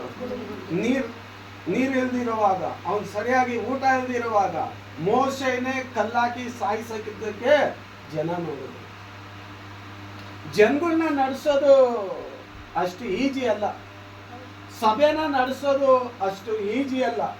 ಆಮೇಲೆ ಹಲ್ಲೆಲೂಯಾ. ಅದಕ್ಕೆ ಇವನೇನು ಹೇಳ್ತಾನೆ ಸಾಲೋಮನ್ ರಾಜ, ದೇವರೇ ಜನಗಳನ್ನ ನಡೆಸೋದಕ್ಕಾಗಿ ಜ್ಞಾನಗಳು ಕೊಡು, ಆ ಬಲ ಕೊಡು, ಆ ಕೃಪೆಗಳು ಕೊಡು ನನಗೆ ಅಂತ ಹೇಳಿ ದೇವರ ಹತ್ರ ಅವನು ಪ್ರಾರ್ಥನೆ ಮಾಡ್ತಾನೆ. ಆ ಕೆಳಗಡೆ ವಾಕ್ಯ, ಈ ಮಹಾ ಜನಾಂಗವನ್ನು ಆಳಲು ಸಮರ್ಥರು ಯಾರು ಎಂದು ಬೇಡಿಕೊಂಡನು. ಸೊಲೊಮೋನನ ಈ ಬಿನ್ನಹವನ್ನು ಕರ್ತನಾದ ದೇವರು ಮೆಚ್ಚಿದನು. ಆಮೆನ್. ಹಲ್ಲೆಲೂಯಾ. ಕರ್ತನಾದ ಯೆಹೋವನು ಈ ಪ್ರಾರ್ಥನೆ, ಈ ಬಿನ್ನಹವನ್ನು ಏನ್ ಮಾಡಿದನು? ನಮ್ಮ ನಿನ್ನ ಪ್ರಾರ್ಥನೆಗಳನ್ನು ಕೇಳಿ ಆತನು ನೆರವೇರಿಸಿ ಅದು ಮೆಚ್ಚುವನಾಗಿದ್ದಾನೆ ದೇವರ. ಆಮೆನ್. ಹಲ್ಲೆಲೂಯಾ. ಈ ಜನರನ್ನು ಆಳುವುದಕ್ಕಾಗಿ ಜ್ಞಾನ. ಹಲ್ಲೆಲೂಯಾ. ಇಷ್ಟು ಜನರನ್ನು ನಡೆಸುವುದಕ್ಕಾಗಿ ಜ್ಞಾನ, ಬಲ ನನಗೆ ಕೊಡು ಅಂತ ಹೇಳಿ ಅವನು ಪ್ರಾರ್ಥನೆ ಮಾಡಿದಾಗ ದೇವರ ಅವನ ಪ್ರಾರ್ಥನೆಯನ್ನು ಕೇಳಿ ಅದಕ್ಕೆ ಏನ್ ಮಾಡಿದನು? ಮೆಚ್ಚಿದನು. 11ನೇ ವಾಕ್ಯದಲ್ಲಿ ಕರ್ತನಾದ ದೇವರು ಮೆಚ್ಚಿದನು. ಆಮೇಲೆ ದೇವರು ಮೆಚ್ಚಿಬಿಟ್ಟು ಏನ್ ಮಾಡ್ತಾರೆ? ಏನಪ್ಪ ಇವನ್ಗೋಸ್ಕರ ನಿನಗೆ ಯಾವ ವರ ಬೇಕಂತ ಕೇಳಿದ್ರೆ ಇವನ್ಗೋಸ್ಕರ ಏನು ಇವನು ಕೇಳ್ಕೊಂಡಿಲ್ಲ. ಜನಗಳನ್ನ ಆಳೋದಕ್ಕಾಗಿ, ನ್ಯಾಯ ಅನ್ಯಾಯಗಳನ್ನು ಕಂಡುಹಿಡಿಯೋದಕ್ಕಾಗಿ ಬರೀ ನನಗೆ ಜ್ಞಾನ ಕೊಟ್ರೆ ಸಾಕು ಅಂತ ಕೇಳ್ತಾವನಲ್ಲ ಇವನು. ಬೇರೆ ಏನು ಇವನು ಕೇಳಲಿಲ್ಲ. ಪರವಾಗಿಲ್ಲ ಅಂತ ಹೇಳಿ ದೇವರು ಅದಕ್ಕೆ ಮೆಚ್ಚಿದ್ದಾನೆ. ಆಗ ಅವನು ಕೇಳ್ದಿಲ್ದಿರೋ ವಸ್ತುಗಳನ್ನೆಲ್ಲ ಅಲ್ಲಿ ದೇವರು ಸೇರಿಸಿ ಕೊಡ್ತಾನಂತ. ಅದ್ರ ಕೆಳಗಡೆ ವಾಕ್ಯನ ನಾವು ಓದುತ್ತೀವಿ, ಹಂಗೆ ವಾಕ್ಯನ ಓದ್ತೀವಿ. 12ನೇ ವಾಕ್ಯದಲ್ಲಿ, ಆತನು ಅವನಿಗೆ 11ನೇ ವಾಕ್ಯದಲ್ಲಿ, ನೀನು ನಿನಗೋಸ್ಕರ ದೀರ್ಘಾಯುಷ್ಯವನ್ನಾಗಲಿ, ನೀನು ನಿನಗೋಸ್ಕರ ದೀರ್ಘ ಆಯುಷ್ಯವನ್ನಾಗಲಿ, ಐಶ್ವರ್ಯವನ್ನಾಗಲಿ, ವೈರಿಗಳ ಪ್ರಾಣವನ್ನಾಗಲಿ ಕೇಳಿಕೊಳ್ಳದೆ ನ್ಯಾಯ ನಿರ್ಣಯಿಸುವುದಕ್ಕೋಸ್ಕರ ವಿವೇಕವನ್ನು ಬೇಡಿಕೊಂಡಿದ್ದರಿಂದ ನಿನ್ನ ಬಿನ್ನಹವನ್ನು ನೆರವೇರಿಸಿದ್ದೇನೆ ನೋಡು. ದೇವರಾದ ಕರ್ತನು ಅವನು ಮಾಡಿದಂತ ಪ್ರಾರ್ಥನೆಯನ್ನು ಕೇಳಿ ಮೆಚ್ಚಿ, ನಿನಗೋಸ್ಕರ ನೀನು ಒಬ್ಬರು ಸತ್ತೋಗ್ಲಿ ಅವನ ಜೀವ ತೆಗಿ ಅಂತ ಹೇಳಿ ನೀನು ಏನು ಪ್ರಾರ್ಥನೆ ಮಾಡಲಿಲ್ಲ. ಇಲ್ಲ ಬೆಳ್ಳಿ ಬಂಗಾರ ಬೇಕು, ಮನೆ ಬೇಕು, ಅರಮನೆ ಬೇಕು, ಐಶ್ವರ್ಯ ಬೇಕಂತ ಹೇಳಿ ನೀನ್ ಏನ್ ಮಾಡಿಲ್ಲ, ಕೇಳಿಲ್ಲ. ಈ ದಿನಮಾನಗಳೆಲ್ಲ ಅನೇಕ ಜನಗಳು ಬರೀ ಅದಕ್ಕೋಸ್ಕರನೇ, ಮನೆ ಮಠಕ್ಕೋಸ್ಕರ, ಬೆಳ್ಳಿ ಬಂಗಾರಕ್ಕೋಸ್ಕರ, ಬರೀ ಆಶೀರ್ವಾದಕ್ಕೋಸ್ಕರನೇ ಅವ್ರು ಏನ್ ಮಾಡ್ತಾ ಇರ್ತಾರೆ? ಪ್ರಾರ್ಥನೆ ಮಾಡ್ತಾ ಇರ್ತಾರೆ. ನಾವು ಬೇರೆ ವಿಷಯಕ್ಕೆ ಪ್ರಾರ್ಥನೆ ಮಾಡುವಾಗ ಪರಲೋಕದಲ್ಲಿರೋ ದೇವರು ನಮ್ಗೆ ಏನೆಲ್ಲ ಬೇಕಾಗಿದೆ ಅನ್ನೋದು ಆತನಿಗೆ ಗೊತ್ತೈತೆ. ಆಕಾಶದಲ್ಲಿ ಹಾರಾಡುವ ಹಕ್ಕಿಗಳನ್ನು ನೋಡಿರಿ, ಅವು ಬಿತ್ತುವುದಿಲ್ಲ, ಕುಯ್ಯುವುದಿಲ್ಲ, ಕಣಜದಲ್ಲಿ ತುಂಬಿಟ್ಟುಕೊಳ್ಳುವುದಿಲ್ಲ. ಪರಲೋಕದಲ್ಲಿರೋ ದೇವರು ಅದನ್ನ ಸಾಕಿ ಸರಗುತ್ತಾನೆ. ಅದಕ್ಕಿಂತ ಶ್ರೇಷ್ಠವಾದವರು ನೀವಲ್ಲವ? ಆಮೆನ್. ಅದಕ್ಕಿಂತ ಶ್ರೇಷ್ಠವಾದವರು ನೀವಲ್ಲವಾ? ಅದಕ್ಕೋಸ್ಕರ ಮೊದಲು ದೇವರ ರಾಜ್ಯಕ್ಕಾಗಿ, ನೀತಿಗಾಗಿ ತವಕ ತವಕ ಪಡಿರಿ. ಎಲ್ಲವೂ ಕರ್ತನು ಸೇರಿಸಿ ಕೂಡಿಸಿ ಕೊಡುವನೇ. Hallelujah, hallelujah. ಹಲ್ಲೆಲೂಯಾ. ಹಲ್ಲೆಲೂಯಾ. ವೈರಿಯ ಪ್ರಾಣ. ಇವತ್ತು ಕೆಲವರು ನನ್ನ ಹತ್ರನೇ ಹೇಳೋರು, ಕೆಲವರು ಫಾಸ್ಟ್ ಅವ್ರ ಬಾಯಿ ಕಟ್ಟಾಕ್ಬಿಡಿ ಅಂತ. ಅತ್ತೆ ಬಾಯಿ ಕಟ್ಟಾಕ್ಬೇಕಂದ್ರೆ ಸೊಸೆ ಹೇಳ, ನಾನು ಹೇಳೋದೇ ಕೇಳ್ತಾ ಇಲ್ಲ ಅಂತ. ಆಮೇಲೆ ಈ ಗಂಡ ಇಟ್ಕೊಂಡು ಫಸ್ಟ್ ನಾನು ಹೆಂಡತಿನೂ ಸರಿ ಇಲ್ಲ, ನಮ್ಮಮ್ಮನೂ ಸರಿ ಇಲ್ಲ, ಇಬ್ಬರು ಬಾಯಿ ಮಾತಾಡ್ಕೊಡ್ದಂತೆ. ಏನಪ್ಪ ಕಟ್ಟೋದು ಅಂದ್ರೆ ಇವ್ರಿಗೆ ಮಂತ್ರವಾದಿಗಳ ಹತ್ರ ಹೋಗಿ ರೂಢಿ ಅಲ್ವಾ? ಅವಾಗ ಹೋಗಿ ತಾತಿ ಕಟ್ಟಿಸ್ಕೊಂಡ್ ಬರೋದು, ಅದು ಇದು ಮಾಡಿಸ್ಕೊಂಡ್ ಬರೋದು, ಅದು ರೂಢಿ. ನಾನು ಕೇಳಿದೆ, ಯಾಕಪ್ಪ ಹಂಗೆ ಹೇಳ್ತಾ ಇದ್ದ? ಕಟ್ಟಾಕೋದನ್ನ ಪ್ರಾರ್ಥನೆ ಮಾಡ್ತೀನಿ, ಅವರು ರಾಂಗಾಗಿ ಮಾತಾಡ್ಕೊಡುದು, ಜಗಳ ಮಾಡ್ಕೊಡುದು, ಬೈಕೊಡುದು ಅಂತ ಹೇಳಿ ಪ್ರಾರ್ಥನೆ ಮಾಡ್ತೀನಿ. ಅವಾಗ ನೀನು ಪ್ರಾರ್ಥನೆ ಮಾಡು, ದೇವರೇ ನಮ್ಮಮ್ಮ ಬೈಕೊಡ್ದು ಅಂತ ಹೇಳಿ ಪ್ರಾರ್ಥನೆ ಮಾಡು, ಬೈಯಲ್ಲ. ಸೊಸೆಗೆ ಹೇಳಿದೆ, ನಿಮ್ಮ ಅತ್ತೆ ಬೈದಿಲ್ದಂಗೆ ಮನಸ್ಸು ಬರಬಾರ್ದು, ಪ್ರಾರ್ಥನೆ ಮಾಡು ಅಂತ ಹೇಳಿ ಹೇಳ್ಕೊಟ್ಟು. ಹಿಂಗೆ ಕೆಲವರು ಏನು ಮಾಡ್ತಾರೆ, ಅವ್ರನ್ನ ಕಟ್ಟಾಕಿ ದೇವರೇ. ಇನ್ನೊಂದು ವಿಷಯ ಇದೆ, ಏನು ಗೊತ್ತಾ?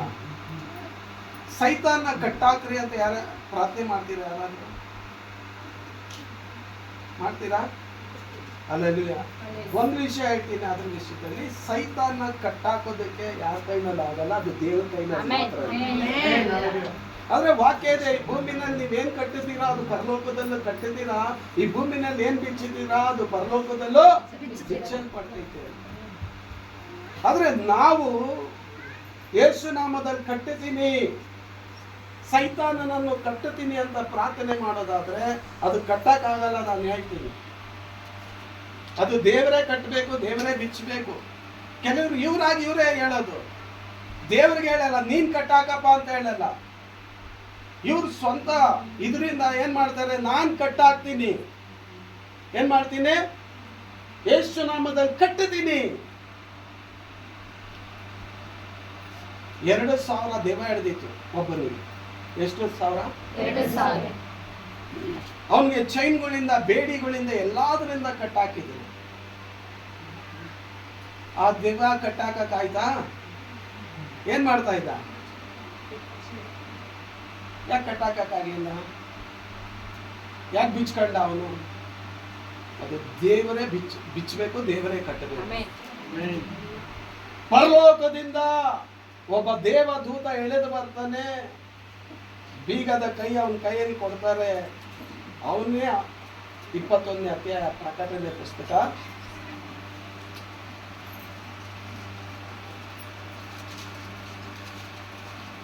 20.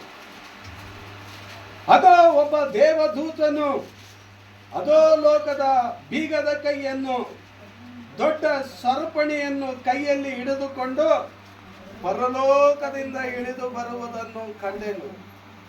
ಅವನು ಪಿಶಾಚನು, ಸೈತಾನನಾಗಿರುವ ಪುರಾತನ ಸರ್ಪವೆಂಬ ಘಟ್ಟ ಸರ್ಪನನ್ನು ಹಿಡಿದು 1000 ವರ್ಷ ಬಂಧನದಲ್ಲಿಟ್ಟನು. ಆ 1000 ವರ್ಷ ತೀರುವ ತನಕ ಸೈತಾನನು ಇನ್ನು ಜನಗಳನ್ನ ಮರಳುಗೊಳಿಸದ ಹಾಗೆ ದೇವದೂತನು ಅವನನ್ನು ಅಧೋಲೋಕದಲ್ಲಿ ದೋಪಿ ಬಾಗಿಲು ಮುಚ್ಚಿ ಅದಕ್ಕೆ ಮುದ್ರೆ ಹಾಕಿದನು. ಆಮೇನ್. ಕಟ್ಟಾಕಿದನು. ಸೈತಾನ ಯಾರು ಕಟ್ಟೋದು? ಯಾವತ್ತು ನಾವು ನಾನು ಕಟ್ಟುತ್ತಾ ಇದ್ದೀನಿ, ನಾನು ಬಿಚ್ಚುತ್ತಾ ಇದ್ದೀನಿ ಅಂತ ಹೇಳ್ಕೊಡುದು. ಯೇಸುವೆ ನೀವು ಕಟ್ರಿ, ಯೇಸುವೆ ನೀವು ಬಿಚ್ಚಿರಿ ಅಂತ ಹೇಳ್ಬೇಕು. ಅವಾಗ ಅವ್ರು ಕಟ್ಟುತ್ತಾರೆ, ಅವಾಗ ಅವರು ಬಿಚ್ಚುವವರಾಗಿರ್ತಾರೆ. ಆಮೇಲೆ ಹಲ್ಲೆಲೂಯಾ. ಆಗ ಈ ಜಾಗದಲ್ಲಿ ದೇವರು ಏನ್ ಮಾಡ್ತಾರೆ, ಇವನ ಐಶ್ವರ್ಯ 1:3 ಬರೋಣ. ನಿನಗೋಸ್ಕರ ದೀರ್ಘ ಆಯುಷ್ಯವನ್ನಾಗ್ಲಿ ಕೇಳ್ಕೊಳ್ಳಿಲ್ಲ ನೀನು. ಯಾರ್ಯಾರು ಎಷ್ಟೆಷ್ಟು ಆಯಿಸ್ಬೇಕಂತ ಕೇಳ್ಕೊಂತೀರಾ? ನಿಮ್ಮ ಆಯುಷ್ ಕಾಲವು ದೇವ್ರ ಕೈಯಲ್ಲಿದೆ. ಆಯುಷ್ ಕಾಲವು ದೇವ್ರ ಕೈಯಲ್ಲಿದೆ. ಕೆಲವರು ನಾನು ಕೇಳ್ತಾರೆ, ಪಾಸ್ಟರ್ ನೀವು 100 ವರ್ಷ ಚೆನ್ನಾಗಿರ್ತೀರಾ ಬಿಡಿ ಅಂತ. ನಾನು ಹೇಳ್ತೀನಿ, ಇಲ್ಲ 200 ವರ್ಷ ಇರ್ತೀನಿ. ಇಷ್ಟು ವರ್ಷ ನಾನು ಅಷ್ಟು ಬದುಕ್ಬೇಕಂತ ಆಸೆ ಐತೆ, ದೇವ್ರ ಚಿತ್ತ ಮಾಡ್ಬೇಕಂತ ಆಸೆ ಇದೆ. ಅಯ್ಯೋ ಪಾಸ್ಟರ್ ಕೆಲವರು 60-70ಕ್ಕೆಲ್ಲ ಹೋಗ್ಬಿಡ್ತಾರಲ್ಲ. ಇಲ್ಲ, ನನಗೆ ಇನ್ನೂ ಕಲ್ಕಚ್ಚೋ ವಯಸ್ಸು ಅಂತ ಹೇಳ್ತೀನಿ. ಏನ್ ಕಚ್ಚೋ ವಯಸ್ಸು? ಆಮೇಲೆ ಅಲ್ಲಯ್ಯ, ಕಲ್ಕಚ್ಚೋ ವಯಸ್ಸು 50ಕ್ಕೆ. ಎಷ್ಟಕ್ಕೆ? 50ಕ್ಕೆ ಕಲ್ಕಚ್ಚೋ ವಯಸ್ಸು, ಕಾಲ್ ವಯಸ್ಸು ಅದು. ಇವ್ರು ಆಯುಷೇ ಮುಗ್ದೋಯ್ತು ಅಂತ ಹೇಳ್ತಾರೆ. ಆಯುಷ್ ಮುಗ್ದೋಗಿಲ್ಲ, ಅದು ಕಾಲ್ ವಯಸ್ಸು, 50 ವಯಸ್ಸು ಅದು. ಚೆನ್ನಾಗಿ ಊಟ ಮಾಡ್ರಿ, ಚೆನ್ನಾಗಿ ಬಟ್ಟೆ ಹಾಕ್ರಿ, ಅವಾಗ ನಿಮ್ಮ ಶರೀರ ಬಾಡಿ ಎಲ್ಲ ಹೇಗಿರ್ತೈತೆ? ಚೆನ್ನಾಗಿರ್ತೈತಿ. ಒಳ್ಳೆ ಊಟ ಮಾಡಿದ್ರೆ ಹಲ್ಲೆಲೂಯ. ಚೆನ್ನಾಗಿ ಊಟ ಮಾಡಿದ್ರೆ ನಿಮ್ಮ ಬಾಡಿ ಎಲ್ಲ ಹೆಂಗಿರ್ತೈತೆ? ಚೆನ್ನಾಗಿರ್ತೈತೆ. ಊಟ ಮಾಡ್ದಿಲ್ದಂಗೆ ಸರಿಯಾಗಿ ಇರಲ್ಲ ಅಂದ್ರೆ ಅವರು ಶರೀರಗಳು ಏನಾಗಿರ್ತೈತೆ? ಬಾಡು ಹೊಂಟೋಗಿರ್ತವೆ. ಆಮೇಲೆ ಹಲ್ಲೆಲೂಯ. ಆಗ ಇವನು ತನ್ನ ಆಯುಸ್ಸನ್ನು ಕೇಳಿಕೊಳ್ಳಲಿಲ್ಲ, ಆಮೇಲೆ ಐಶ್ವರ್ಯವನ್ನು ಕೇಳಿಕೊಳ್ಳಲಿಲ್ಲ. ಇವತ್ತು ಜನಗಳಿಗೆ ಯಾರಾದ್ರೂ ನಾನೇ ಕೇಳ್ಬಿಟ್ರೆ, ನಿಮ್ಗೆ ಐಶ್ವರ್ಯ ಬೇಕಾ, ಪ್ರಾರ್ಥನೆ ಮಾಡ್ತೀನಿ ಅಂದ್ರೆ ನಾನ್ ಮುಂದೆ ನೀನ್ ಹಿಂದೆ, ನಾನ್ ಮುಂದೆ ಅಂತ ಎಲ್ಲ ಏನ್ ಮಾಡ್ತಾರೆ? ಬಂದ್ಬಿಡ್ತಾರೆ. ಇವತ್ತು ಎಲ್ಲಿ ನೋಡ್ರು ಅದೇ ಆಶೀರ್ವಾದತೆ ಕನ್ವೆನ್ಷನ್ಗಳು, ಬಿಡುಗಡೆ ಕೂಟಗಳು, ಬಿಡುಗಡೆ ಕೂಟ, ಆಶೀರ್ವಾದದ ಕೂಟನೇ ಜನಗಳು ಮೆಚ್ಚೋದು. ಆಮೇಲೆ ಅಲ್ಲಿ ಆಶೀರ್ವಾದನು ನಿಮಗೆ ಬಿಡುಗಡೆ ಹೆಂಗ್ ಬರ್ತೈತೆ ಗೊತ್ತಾ? ಈ ರೀತಿಯಾಗಿ ಕೂತ್ಕೊಟ್ಟ ದೇವ್ರ ವಾಕ್ಯನ ನಿಧಾನಕ್ಕೆ ಕೇಳುವಾಗ ಆಶೀರ್ವಾದನ ಕೃಪೆ ನಿಮ್ಮನ್ನು ಹಿಂಬಾಲಿಸುತ್ತೆ. 23 ಕೀರ್ತನೆ ನೋಡಿದಂಗೆ ಆಶೀರ್ವಾದನು ಕೃಪೆ ನಿಮ್ಮನ್ನ ಹಿಂಬಾಲಿಸ್ಕೊಂಡು ಬರ್ತೈತಿ. ಬಲದಿಂದಲ್ಲ, ಪರಾಕ್ರಮದಿಂದ ಅಲ್ಲ, ನಿಮ್ಮ ಆತ್ಮದಿಂದ. ಮನುಷ್ಯನು ರೊಟ್ಟಿ ತಿಂದು ಮಾತ್ರ ಬದುಕುವುದಿಲ್ಲ, ದೇವರ ಬಾಯಿಂದ ಹೊರಡುವ ಪ್ರತಿಯೊಂದು ಮಾತಿನಿಂದ ಮನುಷ್ಯನು ಬದುಕುತ್ತಾನೆ. ಆಗ ದೇವರ ವಾಕ್ಯನ ಕೇಳೋದಕ್ಕೆ ನಿಮ್ಮದಿಯಾಗಿ ಟೈಮ್ ಕೊಟ್ಟು ಕುತ್ಕೊಳ್ಬೇಕು. ಆತರಾತ್ರವಾಗಿ ಬಂದು ಆತರಾತ್ರವಾಗಿ ಓಡ್ಕೊಡ್ದು. ಸಭೆ ಕರೆಕ್ಟಾಗಿ ಕರೆಕ್ಟ್ ಟೈಮ್ ಬರೋದಕ್ಕೆ ನಾವು ಟೈಮ್ ನೋಡ್ಬೇಕು. 10 ಗಂಟೆ ಅಂದ್ರೆ 9:15 ಇರಬೇಕು. ಆದ್ರೆ ಹೋಗೋದು ಕರೆಕ್ಟ್ ಟೈಮ್ ಅಂತ ತಿಳ್ಕೊಳ್ಬಾರ್ದು. ಅದು ಯಾವಾಗ ಹೋಯ್ತೀವ ದೇವ್ರ ಮನೆಯಿಂದ ಆಚೆ ಅನ್ನೋದು ನಮಗ್ ಗೊತ್ತಿಲ್ಲ. ಹಲ್ಲೆಲೂಯ. ದೇವ್ರ ಮನೆಗೆ ಬರೋದು ಮಾತ್ರ 10 ಗಂಟೆ ಅಂದ್ರೆ 9:15 ನಾವು ಆಲಯದಲ್ಲಿ ಇರಬೇಕು. ಆಮೇಲೆ ಹಲ್ಲೆಲೂಯ. ಆಗ ಇವನು ಬೆಳ್ಳಿ ಬಂಗಾರವನ್ನು ಏನು ಕೇಳಿಕೊಳ್ಳಲಿಲ್ಲ. ಆಮೇಲೆ ವೈರಿಗಳ ಪ್ರಾಣವನ್ನು ಕೇಳಿಕೊಳ್ಳಿಲ್ಲ. ಅವನು ಸತ್ತೋಗ್ಲಿ, ಇವನು ಸತ್ತೋಗ್ಲಿ ಅಂತ ಹಂಗೆ ಯಾರಾದ್ರೂ ಪ್ರೇಯರ್ ಮಾಡೋದಿದ್ರೆ ರಾಂಗ್ ಪ್ರೇಯರು ಆ ಥರ ಮಾಡಬೇಡಿ. ದಯವಿಟ್ಟು ಅವ್ರ ಕಾಲು ಹೊಡೆದೋಗ್ಲಿ, ಕೈ ಹೊಡೆದೋಗ್ಲಿ, ಜೀವ ಹೊಂಟೋಗ್ಲಿ, ಅವ್ರ ಬಡತನ ಆಗ್ಲಿ ಅಂತೇಳಿ ಯಾರು ಆ ಥರ ಪ್ರಾರ್ಥನೆ ಮಾಡ್ಕೊಡ್ದು. ಅಂತ ಪ್ರಾರ್ಥನೆ ದೇವರು ಕೇಳೋದು ಇಲ್ಲ. ನಿನ್ನ ವೈರಿಯನ್ನು ನಿನ್ನಂತೆ ಪ್ರೀತಿ ನಿನ್ನ ವೈರಿನ ನೀನು ಆಶೀರ್ವಾದ ಮಾಡು ಅಂತ ಹೇಳ್ತಾನೆ. ನಿನ್ನ ವೈರಿ ಹೊಟ್ಟೆ ಹಸಿದಾಗ ಊಟ ಕೊಡು, ಮನೆಗೆ ಬರೆ ಮಾಡ್ಕೊ, ಬಟ್ಟೆ ಕೊಡು, ಊಟ ಕೊಡು, ಬೆಸಿಟ್ ಕೊಡು. ಅವಾಗ ವೈರಿಗೆ ಹಂಗೆ ಕೊಡುವಾಗ ಅವನಿಗೆ ಬೆಂಕಿ ಉಯ್ದಂಗೆ ಆಯ್ತದಂತೆ. ನಾನು ಇಷ್ಟು ಕಾಟ ಕೊಟ್ರು ನನ್ನ ಇಷ್ಟು ಪ್ರೀತಿ ಮಾಡ್ತಾನಲ್ಲ ಅಂತ ಹೇಳಿ ಅವನು ದೇವ್ರ ಬಳಿ ಬಂದು ನಾನು ಇದೇ ತರ ಮನಸ್ಸು ಒಳ್ಳೆಯವನಾಗಬೇಕು ಅಂತ ಹೇಳಿ ಬಂದ್ಬಿಡ್ತಾನೆ. ಆಮೇಲೆ ಹಲ್ಲೆಲೂಯ. 12ನೇ ವಾಕ್ಯ ಓದೋಣ. 14. ವೈರಿಗಳ ಪ್ರಾಣವನ್ನಾಗಲಿ ಕೇಳಿಕೊಳ್ಳದೆ ನ್ಯಾಯ ನಿರ್ಣಯಿಸುವುದಕ್ಕೋಸ್ಕರ ವಿವೇಕವನ್ನು ಬೇಡಿಕೊಂಡಿದ್ದರಿಂದ ನಿನ್ನ ಬಿನ್ನಹವನ್ನು ನೆರವೇರಿಸಿದ್ದೇನೆ. ಆಮೇಲೆ ನಿನ್ನ ಪ್ರಾರ್ಥನೆಯನ್ನು ನಾನು ನೆರವೇರಿಸಿದ್ದಾನೆ. ನೋಡು, ನಿನಗೆ ಜ್ಞಾನವನ್ನು ವಿವೇಕವನ್ನು ಅನುಗ್ರಹಿಸಿದ್ದೇನೆ. ನಿನ್ನಂತ ಜ್ಞಾನಿಯು ಮುಂಚೆಯೂ ಇರಲಿಲ್ಲ, ಮುಂದೆಯೂ ಇರುವುದಿಲ್ಲ. ನಿನ್ನಂತ ಐಶ್ವರ್ಯವಂತನು ಮುಂದೇನೂ ಇರಲ್ಲ, ಹಿಂದೇನೂ ಇರಲ್ಲ. ಕೇಳುವುದಕ್ಕಿಂತ ಬೇಡುವುದಕ್ಕಿಂತ ಅಧಿಕವಾಗಿ ಮಾಡಬೇಕು. ಹೆಚ್ಚಿಸುವುದಕ್ಕಿಂತ ಬೇಡುವುದಕ್ಕಿಂತ ಮೇಲಾದ ಕಾರ್ಯಗಳು ಮಾಡೋ ದೇವರಾತನು. ಈಗ ವೈರಿಗಳ ಪ್ರಾಣವಾಗಲಿ ಐಶ್ವರ್ಯವಾಗಲಿ ಕೇಳಿಕೊಳ್ಳದೆ ಇರೋದ್ರಿಂದ ನಿನ್ನ ಬಿನಹವನ್ನು ಮೆಚ್ಚಿ ನಿನ್ನಂತ ಜ್ಞಾನಿ ಮುಂದೆಯೂ ಇರೋದಿಲ್ಲ, ಹಿಂದೆಯೂ ಇರೋದಿಲ್ಲ. ನಿನ್ನಂತ ಐಶ್ವರ್ಯವಂತನು ಮುಂದೇನೂ ಇರಲ್ಲ, ಹಿಂದೇನೂ ಇರಲ್ಲ ಅಂತ ಹೇಳಿ ದೇವರನ್ನಲ್ಲಿ ಆಶೀರ್ವಾದ ಮಾಡೋದ್ರಿಂದ ನಾವು ನೋಡ್ತೀವಿ.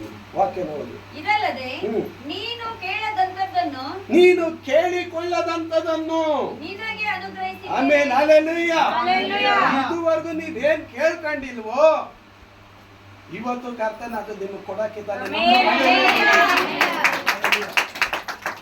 ಇದುವರೆಗೂ ಯಾವ್ದಾವ್ದಕ್ಕೂ ಪ್ರೇಯರ್ ಮಾಡಿದೀರ, ಆಲಯಕ್ಕೆ ಬಂದೆ, ಇದು ಹೊಸ ಕೃಪೆ ಇವತ್ತು. ಹಲ್ಲೆಲೂಯಾ.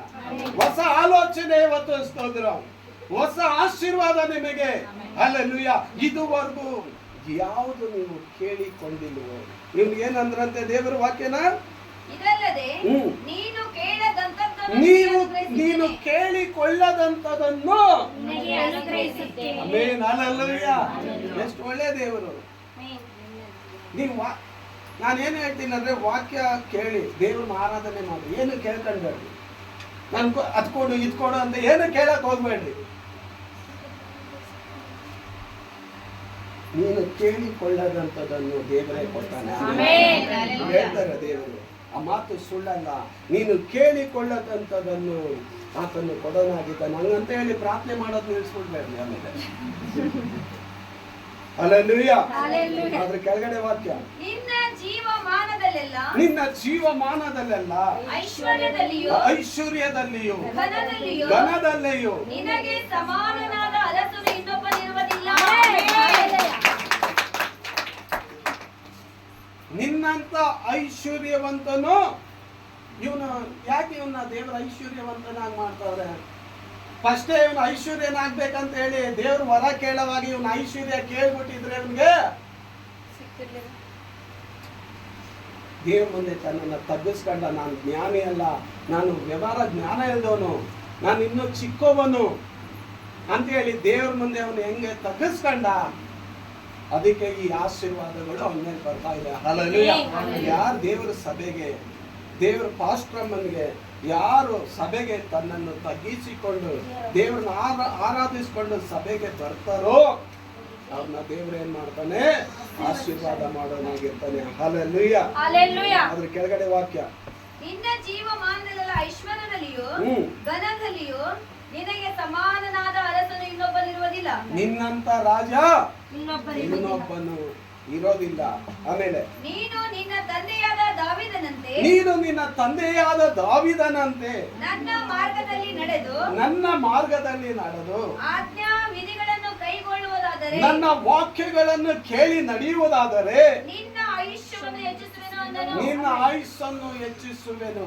ನಿನ್ನ ತಂದೆಯಾದ ದಾವೀದನಂತೆ ನನ್ನ ವಾಕ್ಯಗಳನ್ನು ಕೇಳಿ ಅದರಂತೆ ನಡೆಯೋದಾದ್ರೆ ನಿನ್ನ ಆಯುಸ್ಸನ್ನು ನಾನು ಹೆಚ್ಚಿಸುತ್ತೇನೆ. ನೋಡಿ, ವಾಕ್ಯ ಓದೋದ್ರಿಂದ, ವಾಕ್ಯ ಕೇಳೋದ್ರಿಂದ ದೇವರು ದುಡ್ಡು ಕೊಟ್ರೆ ಆಯುಸ್ ಹೆಚ್ಚಲ್ಲ ದೇವರು. ಅವ್ರ ಸಮ್ಮುಖದಲ್ಲಿ ಕುತ್ಕೊಂಡ್ರೆ ಎಜೆಕಿಯಲ್ ರಾಜನಿಗೆ ಏನಾಯ್ತು? ಇವತ್ತು ನೀನ್ ತೀರೋಗ್ಚ ಅಂತ ಹೇಳಿ ಏಸಾಯ ಬಂದು ಪ್ರವಾದನೆ ಹೇಳ್ತಾನೆ. ಅವಾಗ ಆ ಮಾತು ಹೇಳಿದ ತಕ್ಷಣ ಎಜೆಕಿಯಲ್ ರಾಜ ಏನ್ ಮಾಡ್ತಾನೆ? ಗೋಡೆ ಕಡೆ ಮುಖ ತಿರುಗಿಸ್ಕೊಂಡು, ದೇವರೇ, ನಾನು ನಿನ್ನ ದೃಷ್ಟಿನಲ್ಲಿ ಅಮೂಲ್ಯನಾಗಿ, ಮಾನ್ಯನಾಗಿ, ಪ್ರಿಯನಾಗಿ ನಡೆದುಕೊಂಡೇನಲ್ಲ ಅಂತ ಹೇಳಿದಾಗ ಅವ್ನು ಹಂಗೆ ಹೇಳ್ಬಿಟ್ಟು ಏಸಾಯ ಹೋಗ್ಬಿಟ್ಟಿರ್ತಾನೆ. ಇವನು ಪ್ರಾರ್ಥನೆ ಮಾಡಿದ ತಕ್ಷಣ ಆಗ್ಲೇ ಆನ್ಸರ್ ಬಂದಿರ್ತೈತೆ. ತಿರ್ಗಾ ಏಸಾಯನಿಗೆ ದೇವರು ಹೇಳ್ತಾನೆ, ಹೋಗಿ ಎಜೆಕಿನ್ಗೆ ಹೇಳು, ಅವನ ಆಯುಸ್ಸಿಗೆ 15 ವರ್ಷನ ನಾನು ಏನ್ ಮಾಡಿದ್ದೀನಿ, ಹೆಚ್ಚಿಸಿದ್ದೀನಿ. ದೇವರು ನಮಗೆ ಆಯುಸ್ಸನ್ನು ಒದಗಿಸ್ಕೊಡೋ ದೇವರು. ಆಮೇಲೆ ಅಲ್ಲಿ ಬೈಬಲ್ ಅಲ್ಲಿ ನೋಡ್ತೀವಿ ಆಯುಸ್ಗಳನ್ನ, ಒಬ್ರು 200, ಒಬ್ರು 300, ಒಬ್ರು 600, ಆದಾಮ 930. ಆದಾಮ ಎಷ್ಟು? ಅದಕ್ಕಿಂತ ಮೇಲಿರೋರು ಇದಾರ ಏಜಲ್ಲಿ? ಯಾರಾದ್ರ 930 ಏಜು ಆದಾಮನ್ಗೆ. ಅದಕ್ಕಿಂತ ಹೆಚ್ಚಾದವರು ಇದಾರ ಇಲ್ವಾ?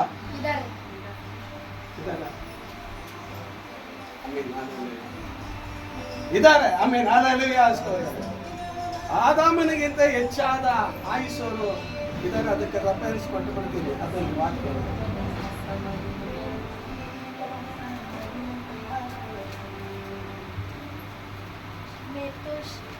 ಓದಿ ಓದಿ ಓದಿ ವಾಕ್ಯ ಸಿಕ್ತಾ?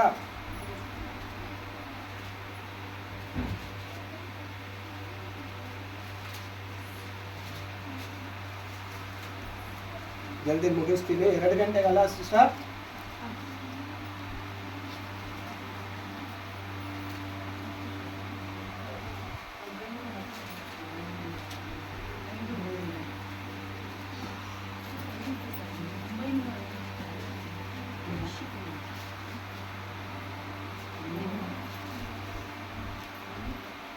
ಮೆತುಶೆಲನು 187 ವರ್ಷದವನಾದಾಗ ಇರೇ 5ನೇ ಅಧ್ಯಾಯ ಆದಿಕಾಂಡ.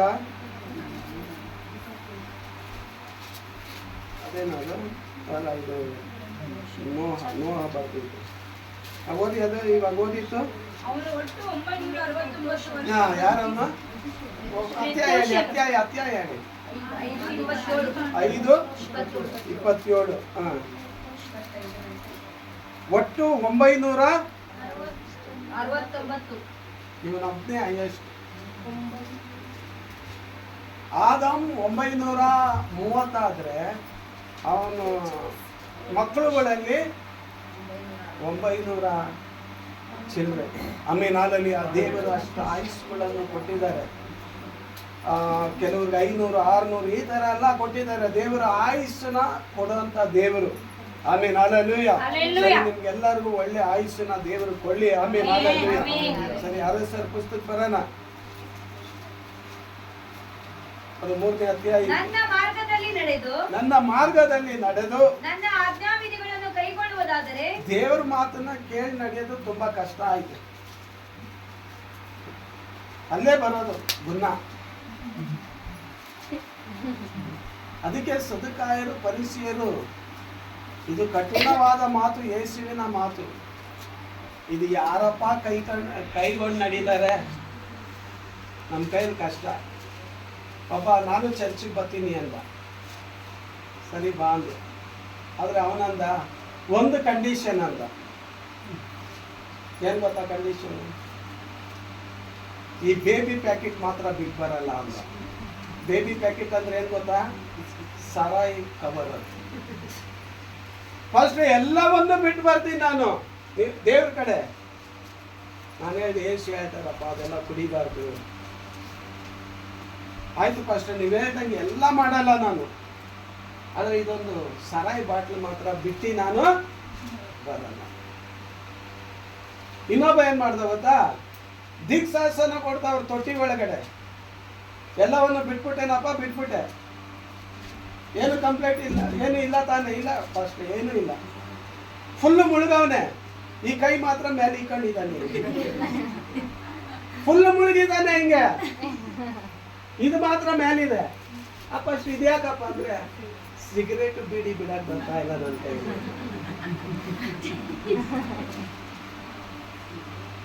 ಕೆಲವರಿಗೆ ಒಂದೊಂದು ಪ್ರಾಬ್ಲಮ್ ಇರ್ತೈತೆ, ಆದ್ರೂ ಕೂಡ ಟ್ರೈ. ಆಮೇಲೆ ಬೇಗ ಬಿಟ್ಬಿಡ್ಬೇಕು. ನಮ್ಮನ್ನ ಕೆಡಿಸುವಂಥದ್ದು, ಪರಲೋಕಕ್ಕೆ ಹೋಗುವಂಥದ್ದು ನಾವೇನ್ ಮಾಡಬೇಕು? ಯಾರು ಪರ್ಫೆಕ್ಟ್ ಜಲ್ದಿ ನಾನು ಪರಿಶುದ್ಧ ಆಗೋದಕ್ಕೆ ಸಾಧ್ಯ ಇಲ್ಲ. ಪರ್ಫೆಕ್ಟ್ ಆಗಿದ್ದೀನಿ, ಕರೆಕ್ಟ್ ಆಗಿದ್ದೀನಿ ಅಂತ ಯಾರು ಹೇಳ್ಕೊಳಕ್ ಸಾಧ್ಯ ಇಲ್ಲ. ಆದ್ರೆ ಒಂದೊಂದು ದಿನ ನಮ್ಮ ಜೀವಿತದಲ್ಲಿ ಏನ್ ಮಾಡ್ತಾ ಇರಬೇಕು? ಇಲ್ಲಪ್ಪ ಇದು ಬಿಟ್ಬಿಡ್ಬೇಕು, ಈ ತರ ಇರಬೇಕು, ಇದು ಬಿಟ್ಬಿಡ್ಬೇಕು, ಈ ತರ ಇರ್ಬೇಕಂತ ಹೇಳಿ ನಾವು ಪ್ರಯತ್ನ ಮಾಡಬೇಕು. ಎಬ್ರಿಯರ್ ಪುಸ್ತಕದಲ್ಲಿ ಹೇಳುತ್ತೆ, ಎಲ್ಲರ ಸಂಗಡ ಸಮಾಧಾನದಿಂದ ಇರುವುದಕ್ಕೂ ಪರಿಶುದ್ಧತೆಯನ್ನು ಹೊಂದುವುದಕ್ಕೆ ಪ್ರಯತ್ನ ಮಾಡಿ. ಆಗ ಪ್ರಯತ್ನ ಮಾಡಬೇಕು. ಈಗ ಪ್ರಯತ್ನ ಮಾಡೋಕ್ಕೆ ಬಂದಿದ್ದೀವಿ. ದೇವ್ರ ವಾಕ್ಯ ಏನು ಹೇಳ್ತೈತೋ, ಯಾವ್ದು ಬೇಡ ಅಂತೈತೋ, ಯಾವುದು ಈ ಥರ ಜೀವಿಸ್ರಿ ಅಂತ ಹೇಳ್ತೈತೋ ಅದನ್ನು ಕೇಳಕ್ಕೆ ಬಂದಿದ್ದೀವಿ. ಅದಕ್ಕೆ ಇಲ್ಲಿ ದಾವೀದನಿಗೆ ಸಾಲೋಮನ್ಗೆ ಹೇಳ್ತಾರೆ, ನಿನ್ನ ತಂದೆಯಾದ ದಾವೀದನು ವಾಕ್ಯಗಳನ್ನು ಕೇಳಿ ಯಾವ ರೀತಿಯಾಗಿ ನಡ್ಕೊಂಡು ನಡೆದ್ನೋ ನೀನು ಅದನ್ನ ಕೇಳಿ ನಡಿ. ಅದ್ರ ಕೆಳಗಡೆ ವಾಕ್ಯ, ಸೊಲೊಮೋನನು ನಿದ್ರೆಯಿಂದ ಎಚ್ಚೆತ್ತಾಗ ಅದು ಕನಸೆಂದು ತಿಳಿದುಕೊಂಡನು. Amen, hallelujah. ಇದೆಲ್ಲ ಪಿಕ್ಚರ್ ಎಲ್ಲಿ ನಡೀತಾ ಇದೆ?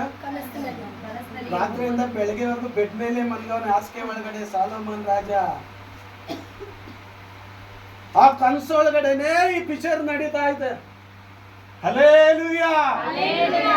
ಆ ಕನ್ಸೊಳಗಡೆನೆ ಈ ಪಿಕ್ಚರ್ ದೇವ್ರು ಮಾತಾಡ್ತಾ ಇರೋದು, ಇವ್ರು ಹಿಂಗ್ ಕೇಳ್ತಾ ಇರೋದು, ಕನ್ಸಲ್ಲೇ ದೇವ್ರು ನಿನ್ಗೆ ಏನು ವರ ಬೇಕು ಅಂತ ಕೇಳ್ತಾ ಇರೋದು. ಕನ್ಸಲ್ಲೇ ನಾನು ನಿನಗೆ ಆಯುಷ್ ಕೊಡ್ತೀನಿ, ಬೆಳ್ಳಿ ಬಂಗಾರ ಕೊಡ್ತೀನಿ, ನಿನ್ನಂತ ಐಶ್ವರ್ಯವಂತನು ಮುಂದೇನೂ ಇರಲ್ಲ ಹಿಂದೇನೂ ಇರಲ್ಲ ಅಂತ ಹೇಳಿ ಎಲ್ಲ ಕನ್ಸಲ್ಲೇ ದೇವರು ಮಾತಾಡ್ದವ್ರ. ಬೆಳಗ್ಗೆ ಎತ್ತಿ ನೋಡಿದಾಗ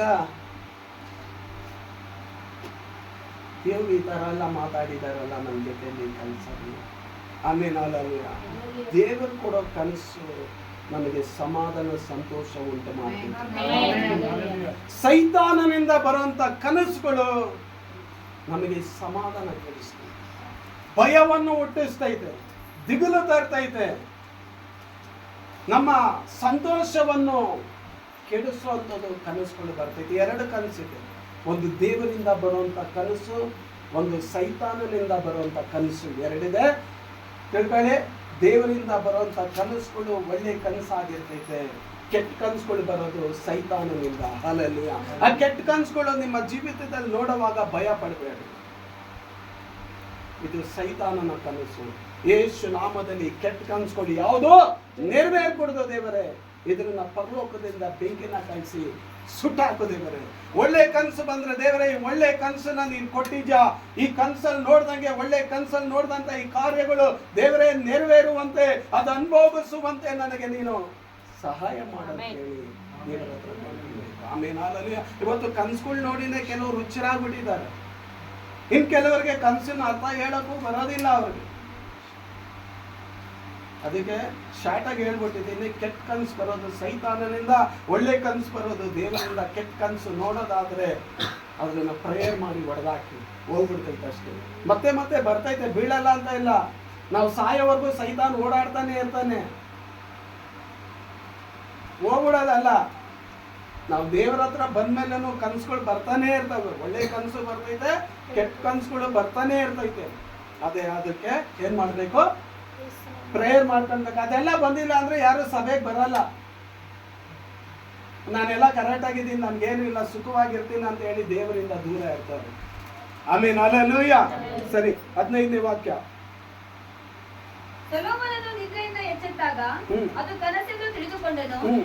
ಅವನು ಯೆರೂಸಲೇಮಿಗೆ ಬಂದ ನಂತರ ಯೆಹೋವನ ಒಡಂಬಡಿಕೆಯ ಮಂಜೂಷದ ಮುಂದೆ ನಿಂತು ಸರ್ವಾಂಗ ಹೋಮಗಳನ್ನು ಸಮಾಧಾನ ಯಜ್ಞಗಳನ್ನು ಸಮರ್ಪಿಸಿ ತನ್ನ ಎಲ್ಲಾ ಸೇವಕರಿಗೋಸ್ಕರ ಔತಣ ಮಾಡಿಸಿದನು. ನೀವು ನೋಡಿರೋ ಕನಸಲ್ಲಿ ಆ ಕಾರ್ಯಕ್ಕೆ ಎಲ್ಲಾರ್ಗು ಒಂದು ಪಾರ್ಟಿ ಕೊಡ್ತಾನೆ, ಔತಣ ಕೊಡ್ತಾನೆ. ಎಲ್ಲಾರನ್ನು ಕರೆಸ್ಬಿಟ್ಟು ಬನ್ನಿ ಅಂತ ಹೇಳಿ ದೇವ್ರ ಮಕ್ಕಳುಗಳಿಗೆ ಎಲ್ಲಾ ಜನಗಳಿಗೆ ಊಟವನ್ನು ಏರ್ಪಡಿಸ್ತಾನೆ.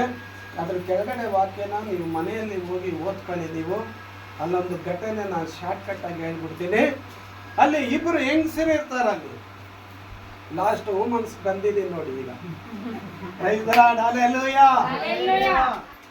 ಇಬ್ರು ಹೆಂಗಸರು ಇದಾರ ಅಲ್ಲಿ. ಈ ಇಬ್ರು ಹೆಂಗಸರು ಒಂದೇ ರಾತ್ರಿಲಿ ಡೆಲಿವರಿ ಆಗತ್ತೆ ಇವರಿಬ್ಬರಿಗೆ, ಒಂದೇ ರಾತ್ರಿಲಿ. ಈ ಕಡೆ ಬಂದು ಅಯ್ಯೋ ಇವಾಗಲೇ ಕರೀತಾ ಇದ್ದೀನಲ್ಲ, ಯಾರು ಏನು ತಿಳ್ಕೊಂಡ್ಬಾರ್ದು ಆಮೇಲೆ. ಆಮೇಲೆ ಹಲ್ಲೇಲೂಯಾ. ಇವಾಗ ಇವ್ರು ಬಂದು ಮಗು ಇದೆ, ಇವ್ರು ಬಂದು ಮಗು ಇದೆ. ಆಮೇಲೆ ಹಲ್ಲೇಲೂಯಾ. ಯಾರನ್ನ ಕೆಟ್ಟವ್ರ ಮಾಡಿಸಕ್ಕೂ ಕೆಟ್ಟವರಾಗಿ ಮಾರ್ಪಡಿಸೋದಕ್ಕೆ ನನಗೆ ಮನಸ್ಸಾಯ್ತಾ ಇಲ್ಲ, ಬೇಡ. ಆಮೇಲೆ ಹಲ್ಲೇಲೂಯಾ. ಆಗ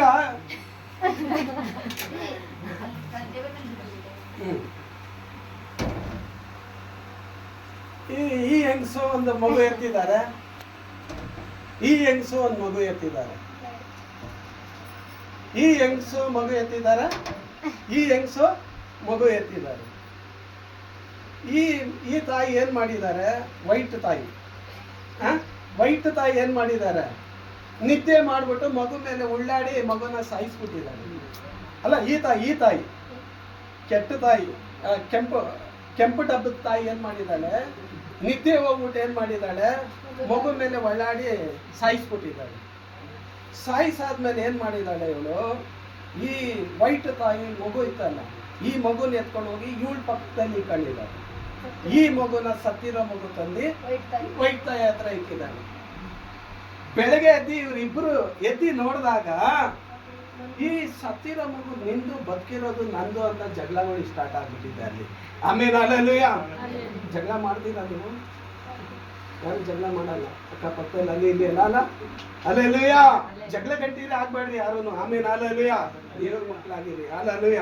ಆಗ ಸತ್ತಿರೋದು ನಿಂದು ಬದುಕಿರೋದು ನನ್ನ ಮಗು ಅಂತ ಹೇಳಿ ಕಿತ್ಲಾಡುವಾಗ ಈ ಸರಿಯಾಗಿ ನ್ಯಾಯ ತೀರಿಸೋದು ಸಾಲೋಮನ್ ರಾಜ ಅಂತ ಹೇಳಿ ಏನ್ ಮಾಡ್ತಾರೆ, ಸಾಲೋಮನ್ ರಾಜನ ಹತ್ರ ಕರ್ಕೊಂಡು ಬರ್ತಾರೆ. ಕರ್ಕೊಂಡು ಬಂದಾಗ ಸಾಲೋಮನ್ ರಾಜನ ಹತ್ರ ಏನ್ ಮಾಡೋದು, ಅವನ್ ಮುಂದೇನು ಹಂಗೆ ಕಿತ್ಲಾಡ್ತಾರೆ. ಇಲ್ಲ ರಾಜ, ಇದು 7 ಮಗು ಬದುಕಿರೋದು ನಂದು ಅಂತ ಕಿತ್ಲಾಡ್ತಾ ಇರ್ತಾರೆ. ಅದಕ್ಕೆ ಇವನೇನ್ ಮಾಡ್ತಾನೆ, ಹೆಂಗೆ ಇವ್ರಿಗೆ ಈ ನ್ಯಾಯ ತೀರ್ಮಾನ ಮಾಡೋದು ಇವ್ರಿಗೆ ಅಂತ ಹೇಳಿ ಏನ್ ಮಾಡ್ತಾನೆ, ಸೇವಕರಿಗೆ ಹೇಳ್ತಾನೆ, ಒಂದು ದೊಡ್ಡ ಲಾಂಗ್ ಎತ್ಕೊಂಡು ಬರ್ರಿ, ದೊಡ್ಡ ಕತ್ತಿ ಎತ್ಕೊಂಡು ಬರ್ರಿ ಅಂತ ಹೇಳ್ತಾನೆ. ಅವ್ರು ದೊಡ್ಡ ಕತ್ತಿ ಎತ್ಕೊಂಡು ಬರ್ತಾರೆ. ಎತ್ಕೊಂಡು ಬಂದಾಗ ಬದುಕಿರೋ ಮಗುನ ಏನ್ ಮಾಡ್ತೀನಿ,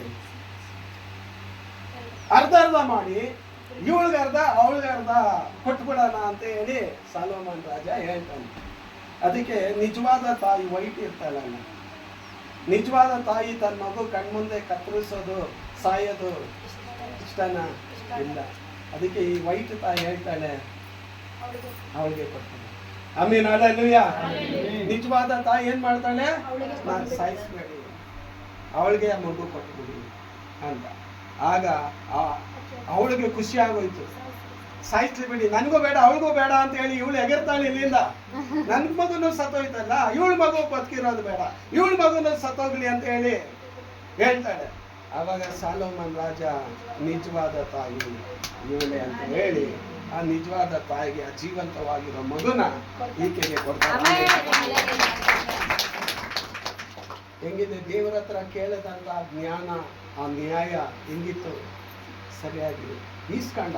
ಅದಕ್ಕೆ ನಾವು ಜ್ಞಾನ ವಿವೇಕಗಳನ್ನು ದೇವರ ಹತ್ರ ನಾವು ಪಡ್ಕೊಳ್ಳುವಾಗ ಸರಿಯಾಗಿ ನಾವೆಲ್ಲವನ್ನು ಗಮನಿಸಿ ನಡೆಯೋರಾಗಿರ್ತೀವಿ, ಮಾಡೋರಾಗಿರ್ತೀವಿ. ಆಮೇಲೆ ಅಲ್ಲೆಲ್ಲೂಯ ದೇವರ ಆಶೀರ್ವಾದ ಮಾಡಿ ಇಸ್ಕೊಂಡು.